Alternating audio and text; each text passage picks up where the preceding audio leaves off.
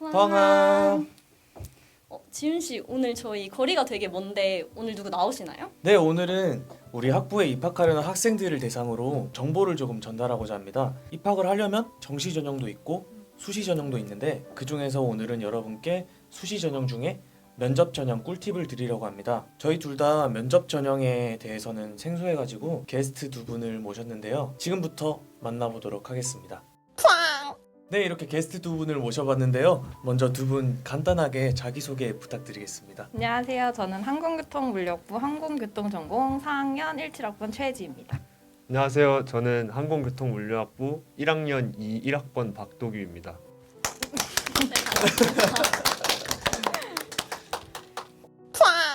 우리과 수시 모집 중에서 면접이 포함되어 있는 전형이 학생부 종합 미래인재 전형이랑 고른기회 1 전형이라고 알고 있는데 혹시 반영 비율을 좀 알 수 있을까요?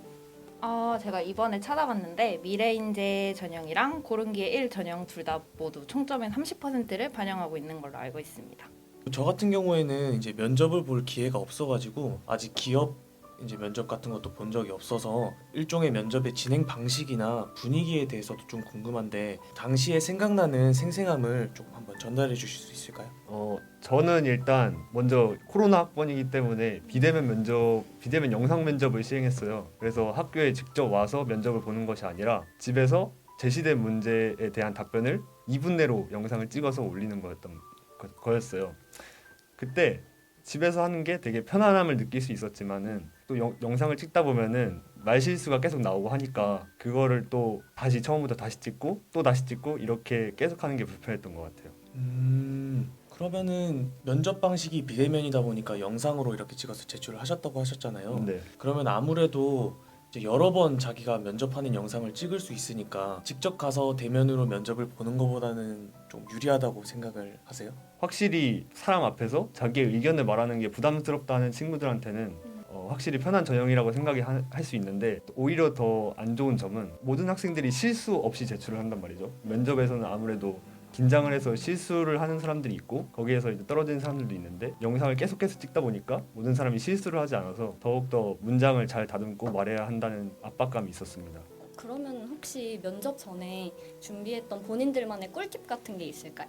저는 근데 대면 면접으로 진행을 했어가지고 저는 고등학교 때 이제 선생님들께서 면접관 역할을 해주시고 저희가 이제 어느 정도 스크립트를 써가서 준비를 했었던 것 같고 그다음에 생활기록부나 자기소개서 전형이기 때문에 그거를 보면서 답변에 모순 없게 진행했던 것 같습니다. 비대면 면접 상황에서는 아무래도 자기 모습을 찍어야 되면요. 영상을 찍으면은 자기 모습을 보게 되는데 그 모습이 너무 웃겨요. 그래서 근데 말하는 걸 보면은 자기가 보면 너무 부끄러워요. 그래서 먼저 거울을 보고 자기가 말하는 연습을 이거는 대면에서도 해당되는 말일 것 같은데 거울을 보면서 자기가 어떤 말을 해야 되고 자기의 표정도 관리하고 이렇게 관리해 주는 게 좋을 것 같습니다. 아까 혜진님께서 면접 보실 때 약간 답변 말고 외적인 것들이 중요하다고 말씀하셨는데 혹시 복장이나 걸음걸이 같은 거를 어떻게 준비하면 좋을지 한번 말씀해 주실 수 있을까요? 저는 걸음걸이는 조금 당차게 준비했던 것 같고 왜냐면 자신감 있게 이 학교에 합격하고 싶다라는 포부를 보여주셔서 그 자신감 있는 걸음걸이를 연습했던 것 같고 그 다음에 복장 같은 경우는 저는 교복을 안 입어서 조금 되게 단정하게 입을 수 있는 그런 옷차림과 그 다음에 아까 도균님께서 말씀하신 그 미소? 거울 보면서 그런 미소를 준비했던 것 같습니다. 네, 여러분 당찬 걸음걸이와 밝은 미소 준비해 주시기 바랍니다.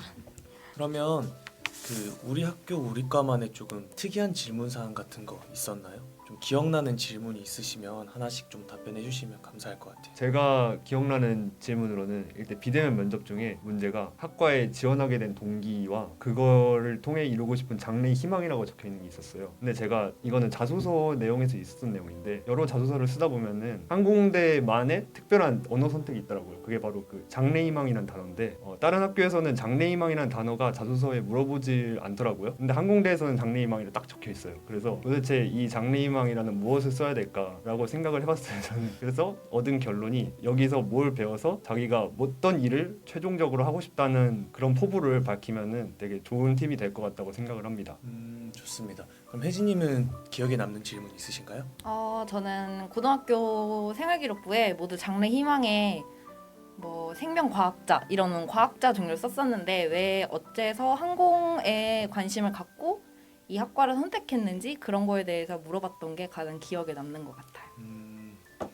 이제 도규님께서는 장래의 희망에 대해서 물어봤다고 했고 마찬가지로 혜진님께서도 말씀하시길 과학자 같은 것에서 왜 항공대로 진학했는지 약간 장래에 대한 부분을 조금 집중해서 면접에서 준비를 하면 좋은 결과가 있을 것 같습니다. 네, 마지막으로 그러면 면접 전형을 앞두고 있는 학생분들께 한마디씩 응원 좀 부탁드릴 수 있을까요?